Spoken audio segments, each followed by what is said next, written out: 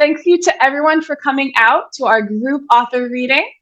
This reading is brought to you by Strong Women's Strange Worlds, which is a group of authors supporting authors.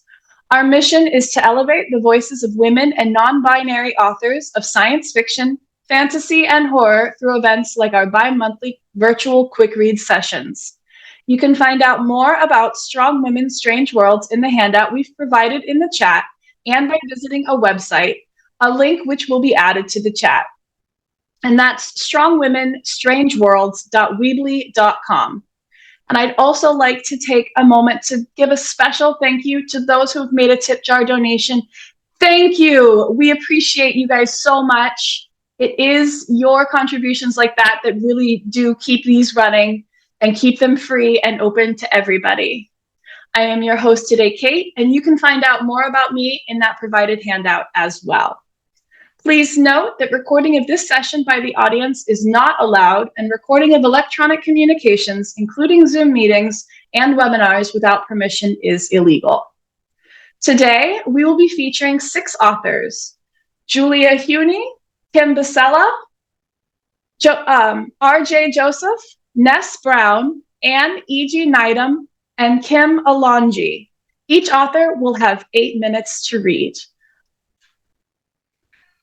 Our first reader is Julia Huni. Julia Huni writes science fiction full of heart and humor. She studied computer science and national security and ignores both when writing stories involving computers and politics. In the Air Force, she worked on a NASA program and thus considers herself a rocket scientist. Find her at juliahuni.com. Julia, take it away. Hi, thanks, Kate. So back in 2019, I wrote a short story called The Trophony. I wrote it for an anthology. And I quickly discovered that these characters had a lot more to say than just the 9,000 words that I had originally written. So I wrote a whole series. It's 4 books long. And the book I'm reading from today is the first book in that series. It's called Crimson Run. And I'm actually going to be reading from that short story because it's the prologue in that book. And I know a lot of people skip prologues, but I hope people don't skip them in that book because it tells a lot of backstory and some interesting facts about the characters. And I'm going to be giving away a e-copy of that book, Crimson Run. And originally I said I was going to give away 1, but I might be persuaded to part with a few more than that. So sign up for my newsletter. So, The Trophony. The stench of fear permeated the shuttle bay, overriding the smell of grease and rover fuel. Hundreds of civilians huddled in clumps like sheep in a snowstorm. Men, women, and children stared at each other, silent except for the babies crying in response to their parents' tension. Even the toddlers stood still, big-eyed and quiet. The speaker crackled, and a smooth tenor voice spoke. Attention, civilians. The Crimson Empire is not attacking. There's no reason for panic. Federation and Empire diplomats have decided the presence of non-combatants in the forward area is hindering negotiation. Therefore, you are being relocated to Federation Base Loras for now. Quinn Templeton leaned closer to her friend, Tony Bergen, and muttered, "Right. And my great-grandmother teaches marksmanship classes at her old folks' home." Tony shrugged. "My grandmother does teach marksmanship," he said, a hint of laugh running under his words. "But she's an instructor at the Special Forces Academy." At this time, groups 1 through 20 proceed to Alpha Shuttle. Follow the blinking light. Green lights streaked across the shuttle bay floor, creating a meter-wide path to the spacecraft near the huge hangar doors. Quinn frowned and turned to check on her kids. Eliane stood silent beside her, one hand gripping the pink tuffle, the other clutching the corner of Quinn's jacket. Lucas slouched a few meters away with another preteen, both struggling to maintain cool attitudes. Lucas glanced around, made eye contact with Quinn, and quickly turned away, pretending he hadn't just looked for his mother. The shuttles loaded quickly. Quinn got Eliane and Lucas strapped in, and their bags stowed. Settling back into the uncomfortable seat, she reached up to pull the straps across her body. "Templeton, Quinn," a voice barked over the din. "Perutha, Steve, front and center." Quinn jumped, her body responding to the command before her mind caught up. "Don't worry, I'll be right back," she told the kids. Pushing through the sea of people, she worked her way down the aisle to the front door of the shuttle, followed by Perutha. This way. An enlisted man in the familiar gray and black camo uniform jerked his head and started across the shuttle bay, not waiting to see if they followed. What's going on? Quinn asked, but both men ignored her. With a glance back at the shuttle, she trotted after them. In the ready room, she joined a dozen other grumbling passengers. A tall man stepped to the front of the room and cleared his throat, stilling the muttered conversations. I am Master Sergeant Kress. The man twitched his sleeve as if to draw their attention to his rank. We need to rebalance the load on one of our shuttles. We're moving passengers from that shuttle to the others, and we'll be making a second run to pick up the last of the civilians. You will wait here until the Alpha shuttle returns from the transport. My kids are on that shuttle, Quinn screamed, pushing towards the door. Unfortunately, the rest of the group had the same idea. Voices rose in anger and panic, bodies pressing into each other as they all tried to push out of the room. Attention! Press's parade ground voice cut through the hubbub. The mob settled, people unconsciously stepping back and straightening up. We know some of you have dependents on the shuttles. We also know you wouldn't want to put those dependents at risk. Many of you are former military or civilian employees. That's why you were selected. You understand the importance of good order and discipline, especially in a situation such as this. We will transport your dependents safely to the cruiser, then the first shuttle will return to retrieve you. Now, Mrs. Andretti would like to say a few words. Quinn looked around the room, noting the faces. Most she recognized, a few surprised her. Spotting Bergen, she wormed her way through the crowd to his side. What's the Admiral's wife doing here? Bergen shrugged, surveying the room. She's definitely not former military, unless her recruiter was desperate to make quota. A tiny young woman with flowing blonde hair, an elegant suit, and extravagant makeup raised a languid hand. My dear fellow spouses, her high-pitched voice made more than one listener cringe. We must do our duty in this trying time. Tiffany Andretti, trophy wife of the Admiral, had always irritated Quinn. She tuned out the squeaky voice and pulled her phone to text her son.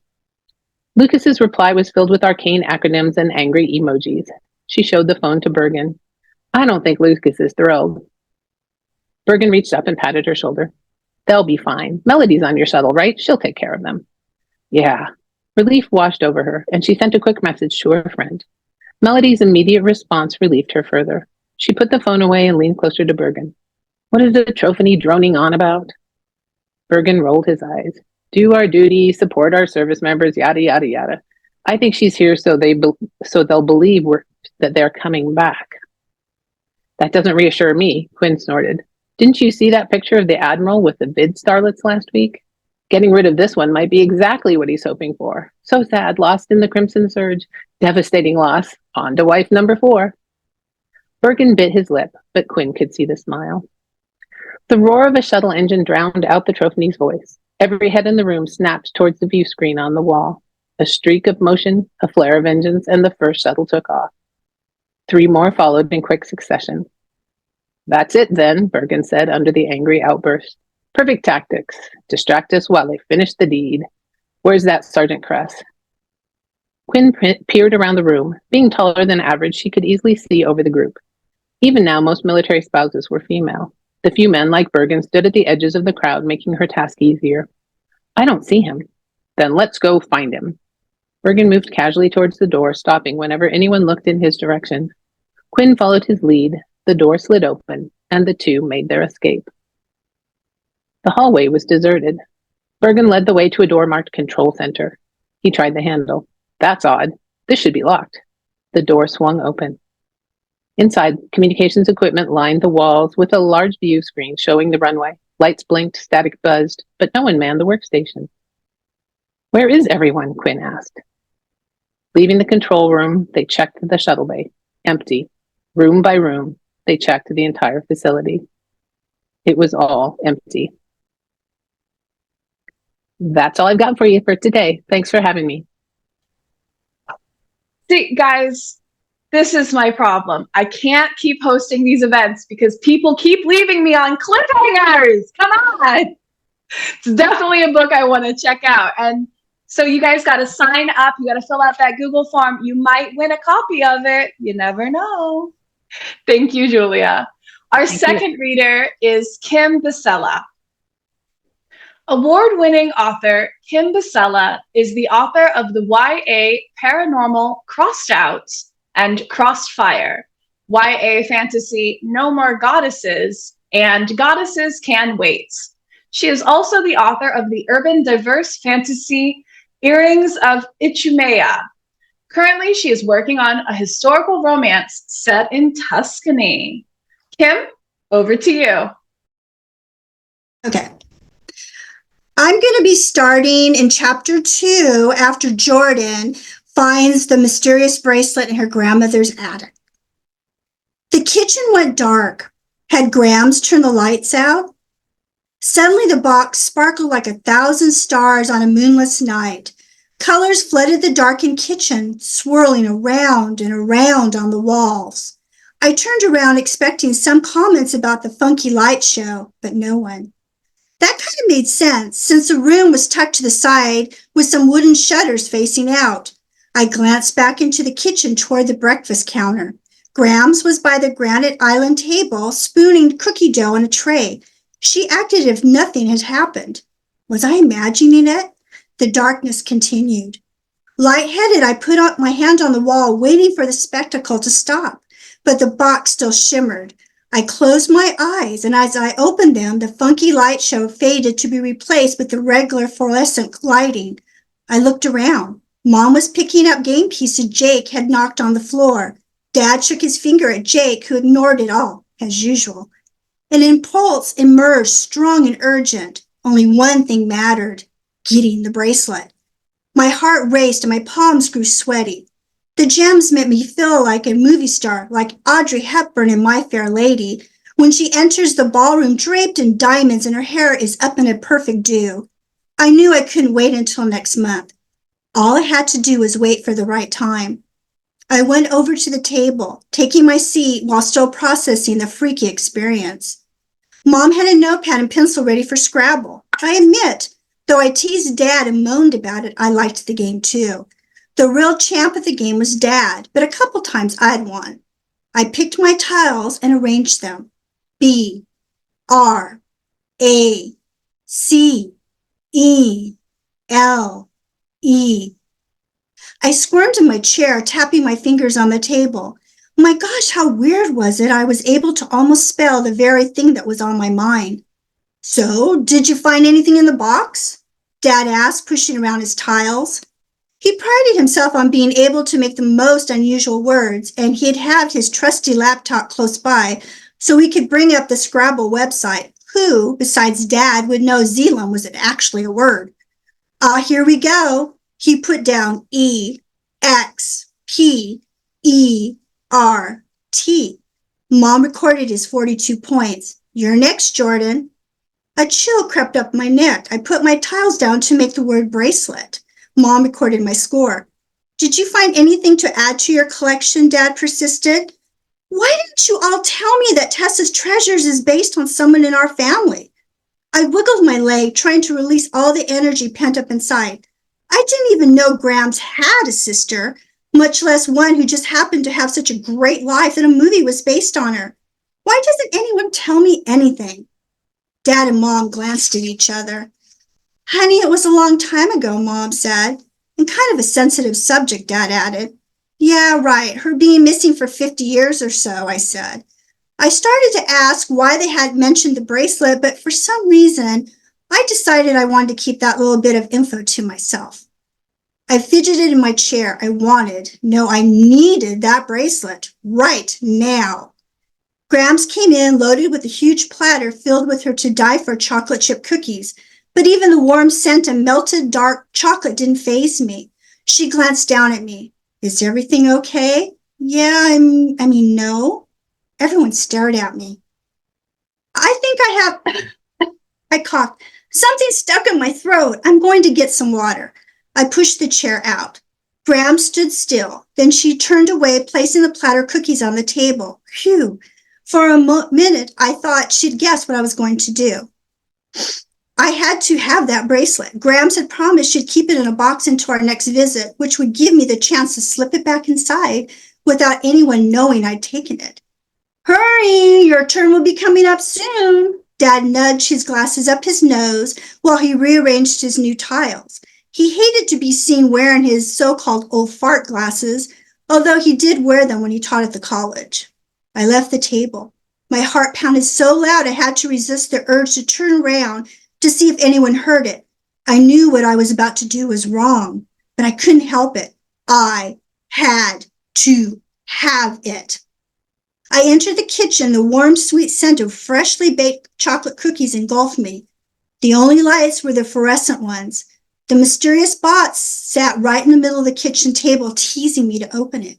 My heart raced. I took another quick peek over my shoulder to make sure no one had followed me. Phew. So far, the coast was clear. I swear the box beckoned to me. Come on, Jordan. You know you want it. Don't you want Ethan? A strange voice whispered in my ear. I shivered. Goosebumps rose up the back of my neck. I stopped and looked around. I could have sworn out of the corner of my eye I caught a glimpse of someone moving. The clean scent of linens drying in a clothesline filled the room for a second and then was gone. Okay, I'm losing it, I thought. Jordan, are you okay? I spun around to see Graham standing in the hallway. Her arms were folded. She glanced at me, then the box, then back to me. She knew. My face burned red hot, busted. Looking down at the floor, shuffled my feet. Jordan, honey. Grams clasped her hand on my shoulder. Why don't you wear the bracelet for a day? Then you can give it back. Are you serious? I stared up at her in amazement. I can wear it? Yes, let's just think of it as our little secret. I'll pick it up later tomorrow. I threw my arms around her and hugged her hard. You're the best. She hugged me back. What can I say? She smiled. Here. She let go of me and went over to the table. Let's put it on. I held out my wrist, a wave of excitement crashing into me. I couldn't believe I got to wear this. Wait until Selena saw it. Heck, wait until she heard the whole story behind the bracelet. But even sweeter had to be knowing that an aunt of mine had actually known Audrey Hepburn. As Grams clasped the bracelet on, a warm tingle raced up my arm. I heard a soft chuckle. Be careful what you wish for. Thank you for inviting me to read. Oh, that was so good. I'm really thankful that I had my camera or my microphone on mute, because when Grandma said, "Why don't you wear the bracelet?" I literally shouted, "Yeah!" So I'm with it. It was beautiful. I'm very excited to find out more. I need to know. Is this bracelet evil? Is it good? Tell me later. Okay. All right. Our third reader is R.J. Joseph. Rhonda Jackson Garcia, aka R.J. Joseph, is an award-winning Texas-based academic and creative writer / professor / editor who is excited to work with Raw Dog Screaming Press in curating a new novella line. Rhonda is also an instructor at the Speculative Fiction Academy and a co-host on the Genre Blackademia podcast. RJ, it's all you. Hey, y'all. Greetings from the nice and warm at 57 degrees spot of Texas where I write from. I will be reading a short story from my Stoker and Shirley Jackson Award-nominated horror story collection, Hell Hath No Sorrow Like a Woman Haunted. I would be really excited if you all would enter the giveaway also, because someone will be taking away a copy of this via that giveaway. Flesh of my flesh. I breathe in their sweet scents, sighing at their freshness. My babies are cuddled up next to me, one on each side, and I twist my neck to plant kisses on their smooth, chubby faces. A police siren threatens their slumber, and as the wail grows louder and then trails off, I am the one who needs comfort. I rub my daughter's knee, relatively unlined, and devoid of the darker, tougher skin that develops as one ages and uses the joints for kneeling. as in begging or crawling. My own knees carry the same calluses and scars that can be found over my entire body. They join the C-section scar from the deliveries, the assault that feels still numb in places and itches all around. I also have the usual assorted childhood scrapes with sharp objects and the battered remnants of my war-torn heart. It's also numb in places. My throat, where my last lover left his vicious mark, hasn't any non-feeling. My son sighs in his sleep and screws up his face at a nightmare. I see his fears as vividly as if they are my own. I nestle him closer and stroke his stomach until he soothes. I know his nightmares will never cease. His brown body will be subjected to living monsters who seek his blood and the vestiges of his soul. My daughter will fare no better. I will raise her to be strong, but she will be beaten back until her self-esteem is non-existent and she is incapable of aspiring to any better than we have now. I will do anything for my babies. I press another kiss to soft, kinky, curly-haired heads, and I can feel the blood pulsing through their tiny temples. I keep vigil at night to make sure the rats don't decide to feast on my precious darlings. I brush roaches from their pajamas and hum to cover up the sounds of the neighbors fighting long into the darkness. My need for food and rest vanished in the wake of trying to make sure they had enough of both. I wished my need for companionship had also vanished. The loneliness led me to him. I, a single mother with no high school education, existing in the ghetto I called home, was an easy mark for him. He said he loved me. I pretended to believe him and gave him my body. He took my entire being. A thin trickle of sweat begins at my daughter's crown and makes its way down to the side of her face. I bend slightly and lick it off, closing my eyes at the delight her innocence brings. He did me a favor. He left me battered and bleeding, but I became stronger and I recovered. And I understood that my experience had allowed me the means to get my babies out of this hell. When the time came, I would deliver them, much as I had 2 years ago. I allowed myself another taste. Flesh of my flesh, I will deliver them to a more bearable hell. Thank you all for having me read tonight.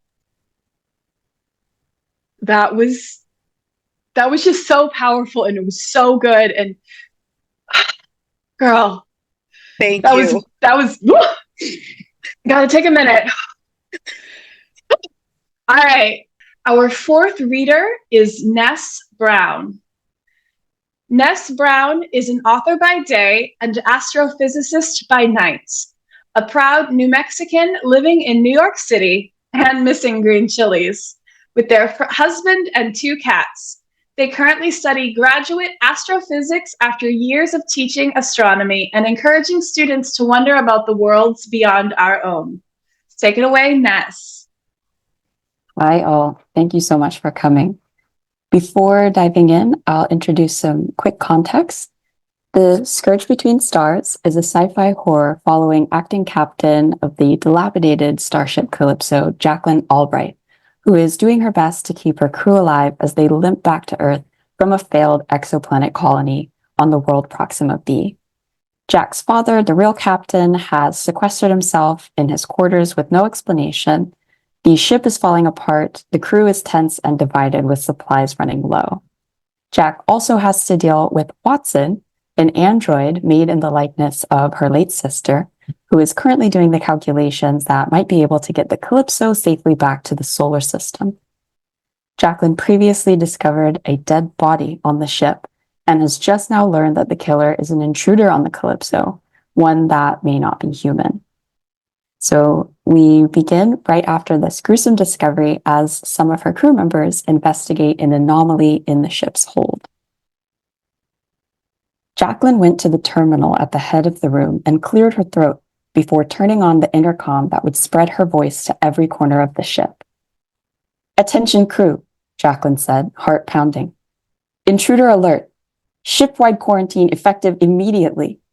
Off-duty crew must return to quarters until quarantine is lifted.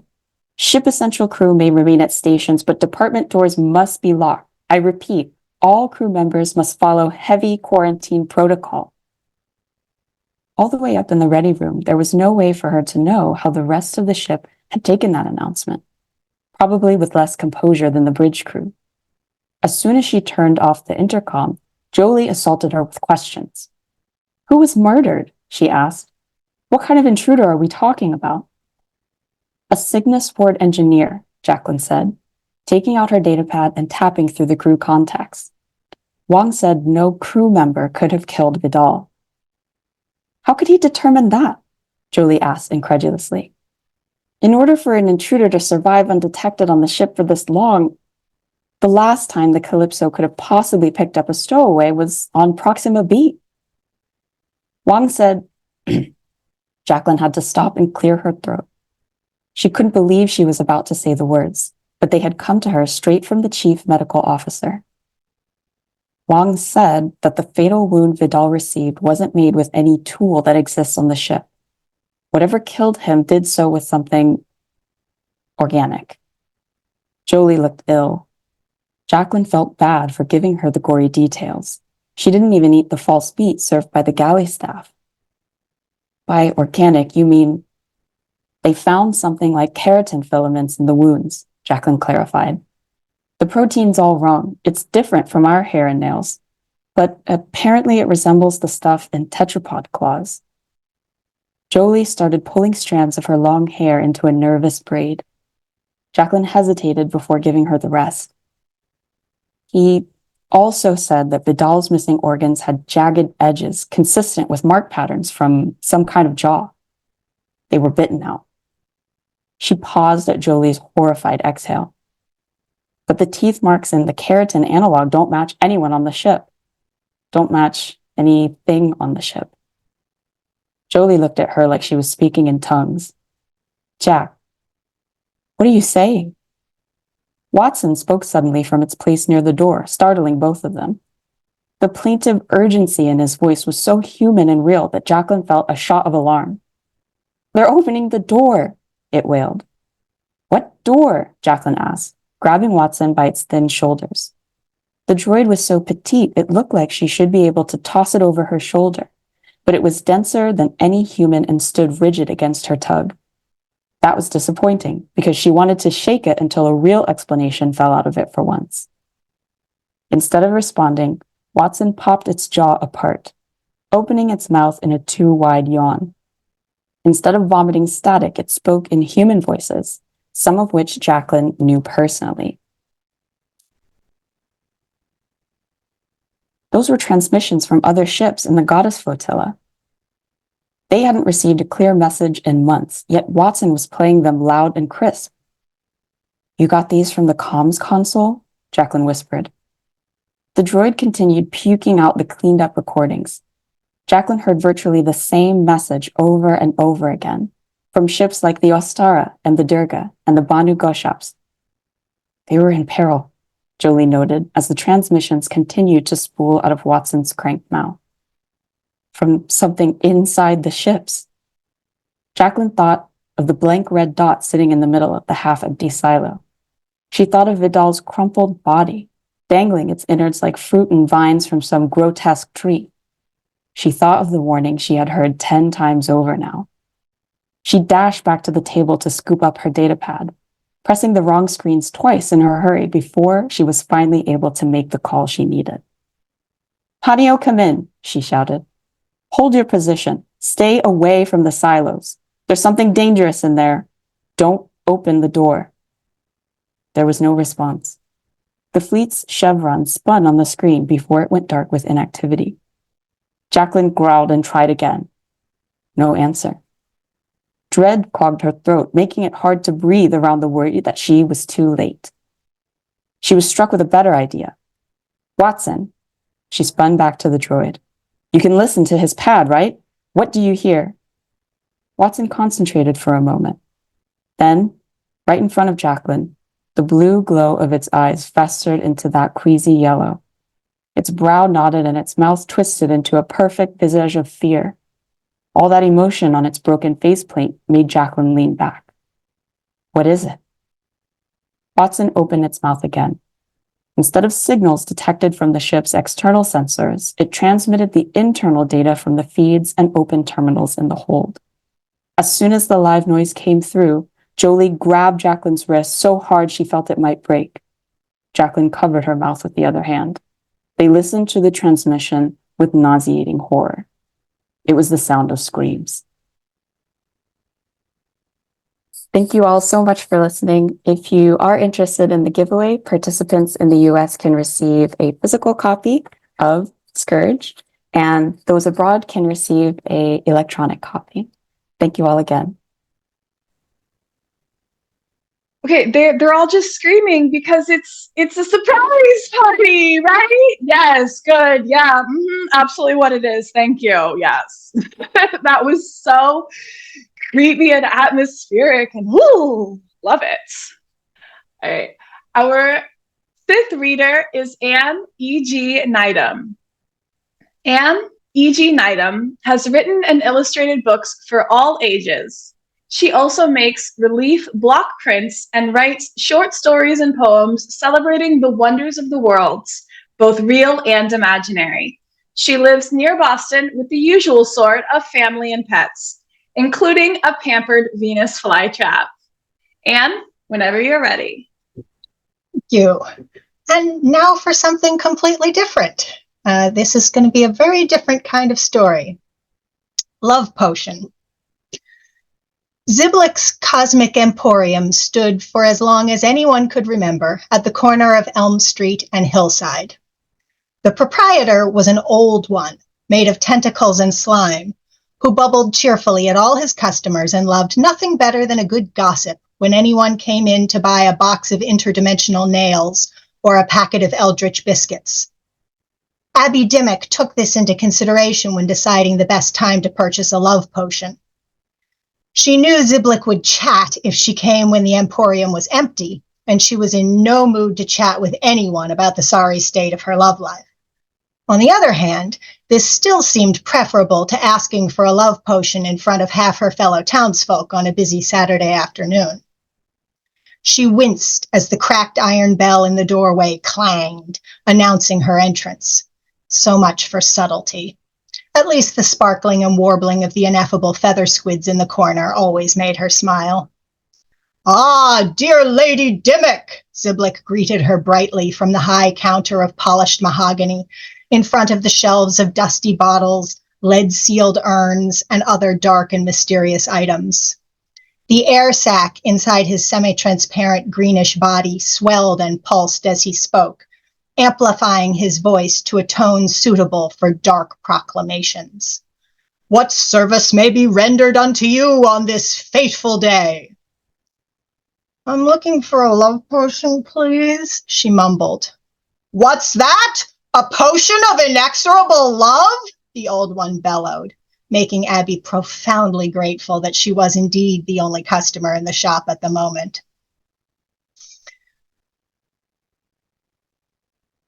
"Surely you need not such uncanny power to sway the heart of man." Abby thought wistfully of Charlie Godwin, the new math teacher at the high school, who seemed so sane and sweet and funny and so very diffident. The chances that he would approach her or that she could engineer a better acquaintanceship with him seemed dismal. These dispiriting reflections made her a little blunter than usual. Listen, Ziblik, I'm 42 years old. It's been years since my last real date. I don't like bars or the men who hang out in them, and the thought of being swiped over endlessly by potential internet stalkers does not appeal. So now I've finally met a man I like, and I do not want to waste this opportunity. So I would like a love potion, if you please. The old one oozed forward confidentially and lowered his booming voice to a fainter rumble. Pray tell, what man is this of whom you speak? I'm not sure that's any of your business, Abby returned tartly. Everyone knows you're the world's worst gossip. A fountain of bubbles rippled up inside Ziblik. Verily you speak sooth, Lady Dimmock, he chuckled. Guilty as charged. Yet I have known you many years, and my only desire is to witness your happiness for such brief span as your mortal life may encompass. A sympathetic tentacle writhed toward Abby, and the deep voice grew more plangent. For many long millennia have I observed the love affairs of mortals, and I judge not that this unnatural elixir will bring you true happiness. Abby scowled. I thought you were a salesman, not a life coach. Please just sell me the love potion. A disapproving gurgle shook Ziblik's gelatinous slime. I should be loath to see you destroy your peace with such a baleful brew. Consider well whether you could truly be content, ever fearing that the love you were given was yours only by compulsion. Surely true happiness can come only with the love of free hearts, freely bestowed. So why do you even sell love potions if you think they're so baleful? Alas, even such as I are not mighty enough to withstand the insidious force of expectation. Who would respect a cosmic emporium that trafficked not in arcane tinctures, cryptic tomes, dark talismans, and otherworldly relics? He waved a dripping tentacle at the rows of shelving around him. Marketing, dear lady, marketing. But I repeat that surely you need not such uncanny power to sway the heart of man. Abby sighed. All right, Mr. Dark Lord of all advice, what do you think I should do instead? Because I want to get this right for once. A phosphorescent glimmer twinkled across the expanse that would be Ziblik's face if old ones made of tentacles and slime had faces. Disclose unto me, dear Lady Dimmock, what it is of all that may be found in this whole wondrous cosmic emporium that would make your heart truly gladdest. Oh, so now you're a salesman. I'm actually going to stop there without revealing what Ziblik's solution to Abby's problem is. Because I want to take a second to explain that while I have a giveaway, which is indeed some goodies and some other little things, the book is not yet in existence because I'm running a Kickstarter campaign to make it into a reality.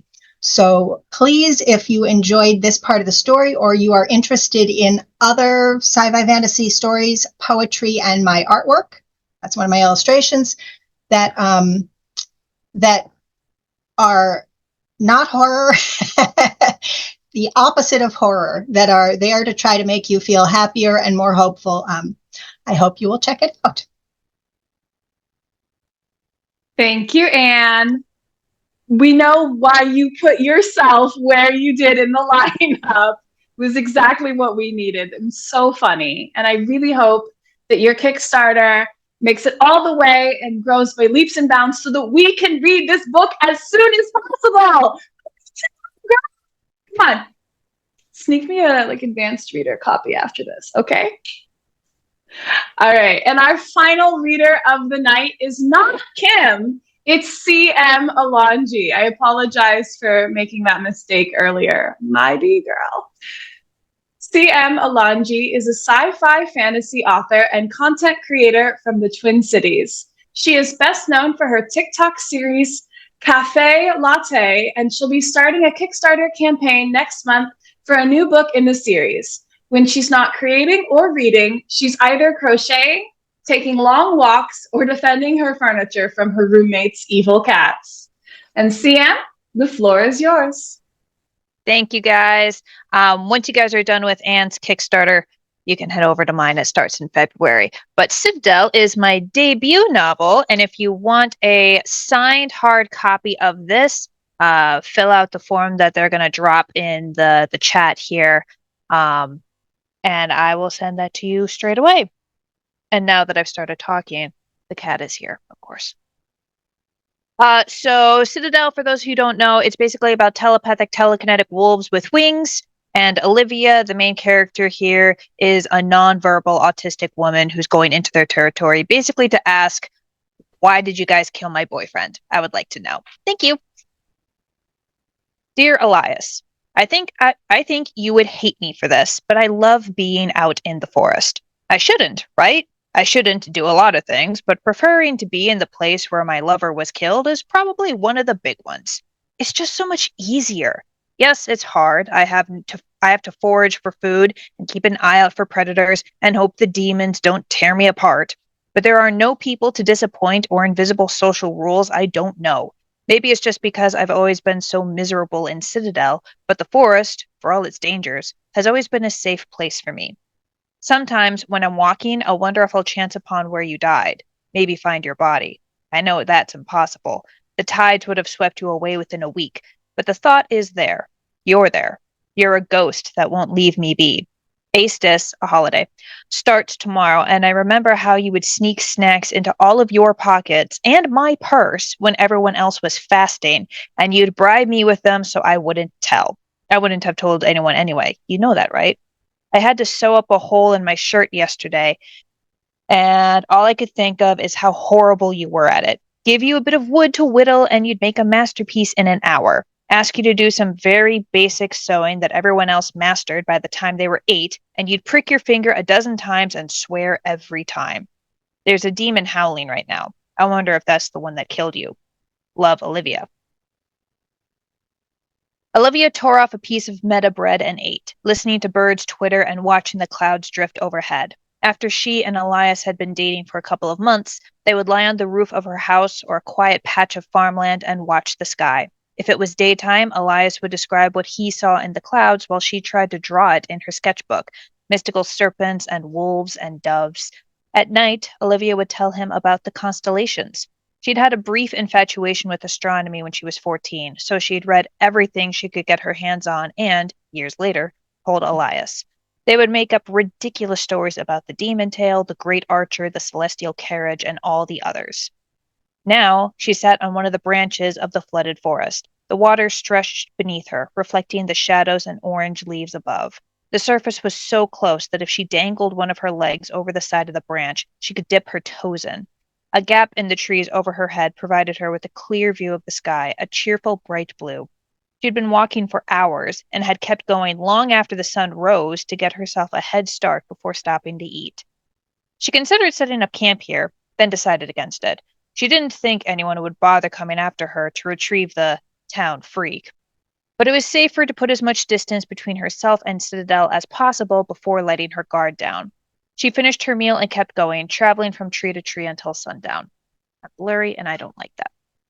The tent she set up on a thick branch was tiny, not even big enough for Olivia to stretch out. She had to bend her knees at least 90 degrees and keep her arms close to her chest. Part of it was to limit the amount of animal skin needed to make a tent, and the other part was to force the body to curl up and conserve heat.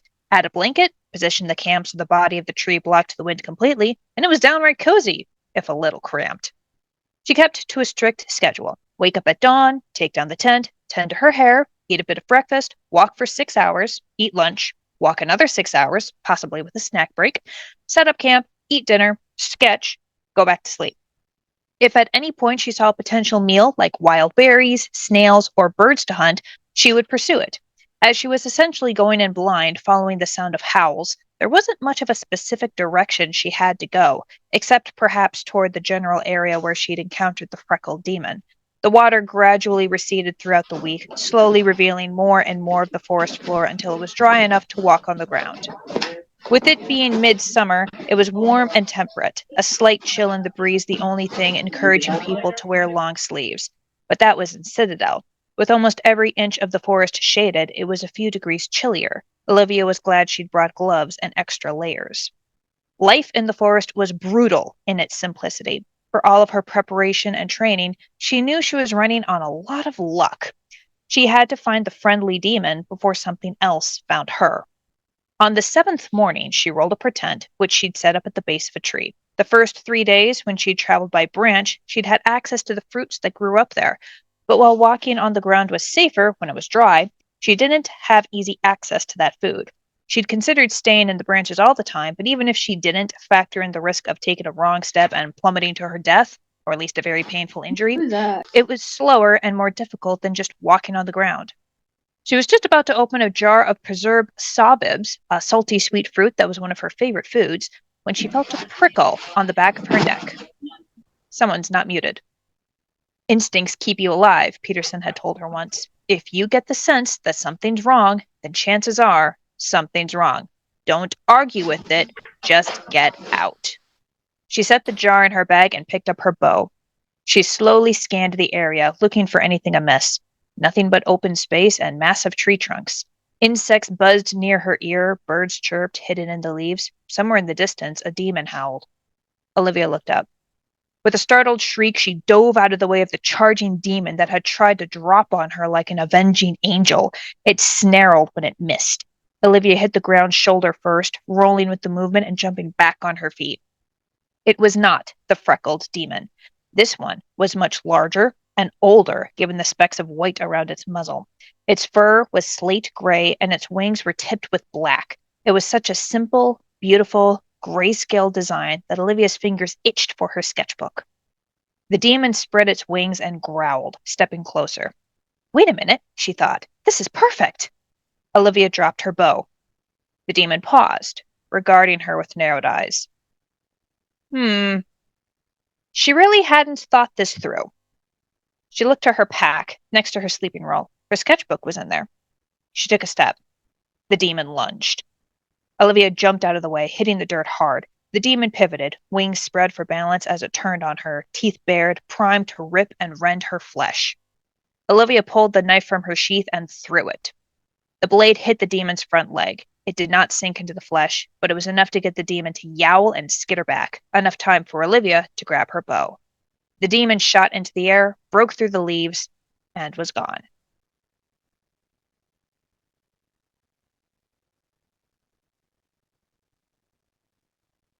Where's Kate? There she is. I was just making sure. I didn't want to interrupt your very subtle, like, look at this book. Isn't this great? All right. You are getting very sleepy. You want it. Thank you, CM.